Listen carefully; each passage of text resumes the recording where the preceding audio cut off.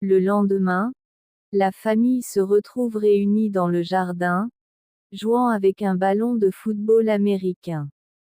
Pendant qu'ils s'amusent, il discute avec Kenzo au sujet de Nandi et de ce qu'il a vécu face au rejet de ses enfants. Après cette conversation, Kenzo se réunit avec sa famille pour parler de sa situation et comprend qu'il rejette l'idée qu'il soit avec quelqu'un ayant changé de genre. Cependant, ce ne sera pas facile, car sa famille n'est pas prête à tolérer cela, et il devra en assumer les conséquences. Nandi et Mireia boivent un peu ensemble et commencent à parler de ce qui s'est passé ce jour-là. En évoquant Kenzo, elle parle aussi de Moro et des sentiments que Mireia éprouve pour lui. Bien que Mireia soit consciente de ses sentiments envers Moro, elle a peur, car ses enfants désapprouvent sa relation. Elle continue à parler de Kenzo et Trinka. L'amour. Porfirio se sert un verre de jus mais commence à se plaindre en s'approchant de son fils Umberto. Il s'assoit à côté de lui et, de manière inattendue, lui demande s'il devrait réellement pardonner à Esteban. Umberto met son ordinateur de côté et l'écoute attentivement. Il lui demande s'il veut vraiment lui pardonner. Porfirio admet qu'il n'en a aucune envie et détourne le sujet en disant qu'après l'avoir aidé, il n'aurait plus de raison de rester là. Cependant, Umberto lui rappelle qu'il doit encore rester, car il a promis à Paz de l'aider à retrouver sa fille disparue. Fobo arrive dans le bureau d'Esteban, et tous deux échangent quelques mots. Fobo lui dit que pendant qu'il vérifiait les micros de la pièce, il a trouvé quelque chose d'étrange. Durant une conversation entre Esteban et Ginebra, les micros se sont mis à dysfonctionner, rendant les paroles inaudibles. Frustré, Esteban frappe légèrement sur le bureau et demande à Fobo de ne rien dire à Elvira, prétextant que c'est lui-même qui avait désactivé les micros parce que la conversation était privée. En entendant cela, Fobo quitte la pièce furieux, renverse une chaise et jure qu'il trouvera un moyen d'attraper Ginebra. Nandi, ivre, se dirige vers sa chambre. Elle croise soudain Paz et s'excuse. Elle commence à parler, et Nandi, voyant Paz bouleversée, lui demande ce qui se passe. Paz lui raconte que Ginebra a de nouveau frappé Samara. En entendant cela, Nandi ne peut s'empêcher de se fâcher. Pendant ce temps, Moro dit à Ginebra que pendant que Paz s'occupait de Samara, il les surveillait toutes les deux. Ils boivent un verre de vin. Ginebra aborde le sujet de Mireia et demande à son frère s'il serait capable de la trahir. Moro assure qu'il ne le ferait jamais. Puis il change de sujet et informe Ginebra qu'il a trouvé une nouvelle victime pour leur trafic. Elle lui demande de faire le nécessaire, car un couple est prêt à acheter le bébé de la nouvelle victime. Moro s'en va, laissant Ginebra seule. Fermine observe une clé et dit que c'est son assurance vie, donc personne ne doit la trouver. Il cherche un endroit pour la cacher et la dissimule, mais il sursaute en entendant la porte s'ouvrir. C'est Nandi, complètement ivre.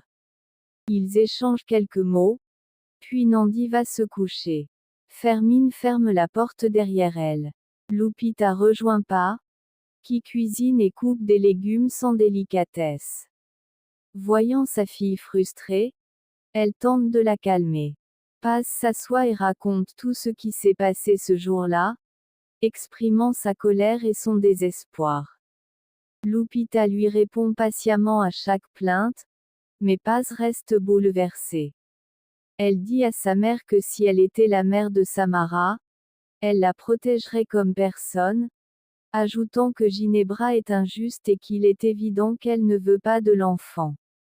Pepa peint les murs de sa maison avec son frère Salomon, assis sur le toit d'une voiture. Celui-ci lui dit qu'elle devrait reprendre ses études maintenant qu'elle va avoir un enfant. Ils continuent à parler, jusqu'à ce que Fermine arrive et entame la conversation, mais les deux jeunes lui rappellent les mauvaises choses qu'il a faites. Moreau arrive soudainement, et Salomon lui demande ce qu'il fait là, lui rappelant que leur mère ne veut plus le voir. Moreau réplique que cette décision revient à lui et à Mireia. Les jeunes, agacés, rentrent chez eux. Fermine conseille alors à Moreau de ne pas se montrer ainsi, mais Moreau lui dit qu'il ne se cache pas, car il est venu pour lui. Esteban réunit toute sa famille pour leur annoncer sa relation avec Ginebra. Après avoir évoqué l'amour qu'il portait à leur mère et quelques souvenirs, il leur révèle qu'il a commencé une relation avec Ginebra. De son côté, Paz se trouve au restaurant familial en train de cuisiner lorsque Ginebra arrive. Elle lui rappelle qu'elle lui a interdit de s'approcher de Samara. Après un échange d'insultes, Paz, furieux, lui donne une gifle et la prévient de ne plus toucher à la petite. Ginebra riposte immédiatement en la giflant à son tour et la menace de ne jamais recommencer. Paz réplique qu'elle ne permettra pas qu'elle frappe encore Samara. Ginebra répond que c'est son problème et qu'elle seule décide comment élever sa fille.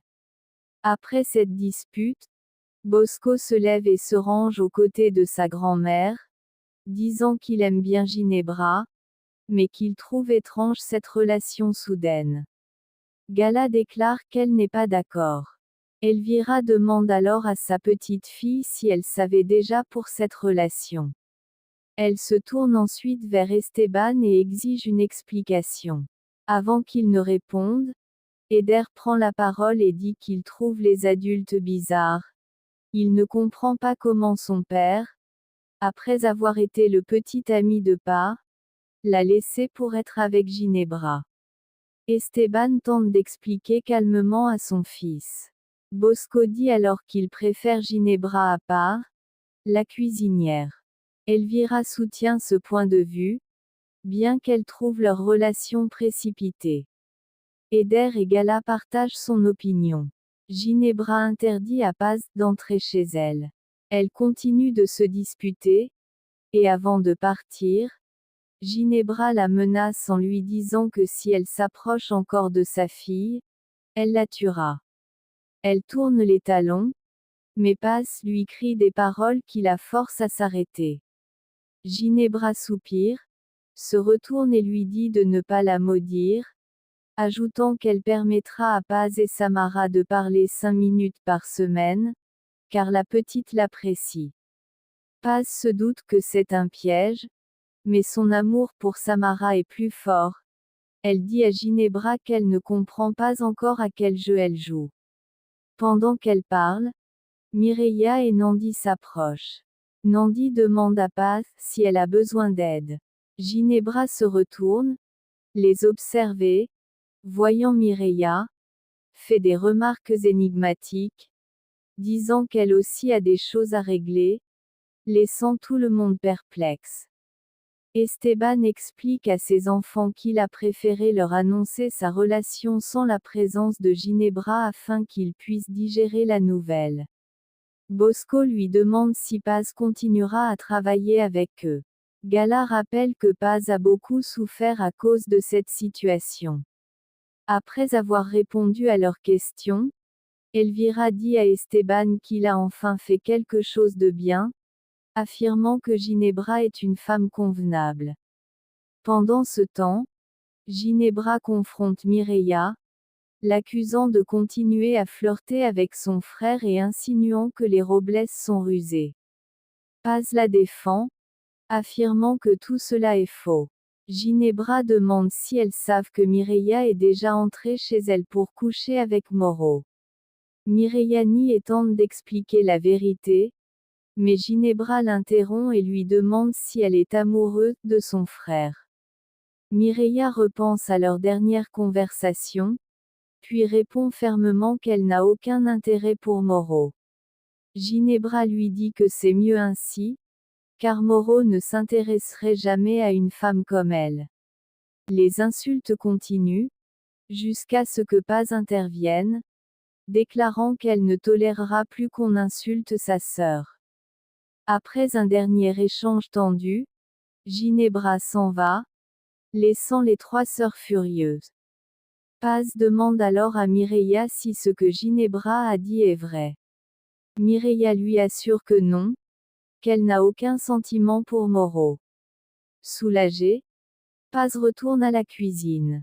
Nandi, en revanche, comprend les véritables sentiments de Mireia, qui évite son regard et s'éloigne rapidement. Pendant ce temps, Moro donne des cours à Monito et Samara, mais il est interrompu par un de ses employés. Il demande aux enfants de continuer à travailler et emmène l'homme dans une pièce secrète, où il commence à le frapper pour avoir révélé à Ginebra qu'il était allé voir Mireia. Pendant qu'il l'étrangle, il le menace. De son côté, le Rubio reçoit la visite d'Esteban. Ce dernier lui dit qu'il sait maintenant qu'il lui a menti, car il a découvert que Ginebra est impliquée dans la mort de sa femme. Le Rubio sourit et prétend ne pas savoir de quoi il parle. Esteban réplique qu'il a découvert qu'il travaille pour Ginebra et qu'il en a peur. Le Rubio admet que c'est vrai. Esteban lui dit alors que si sa famille est en danger, il peut les protéger. Le Rubio s'approche de lui et lui conseille de faire attention à ce qu'il dit.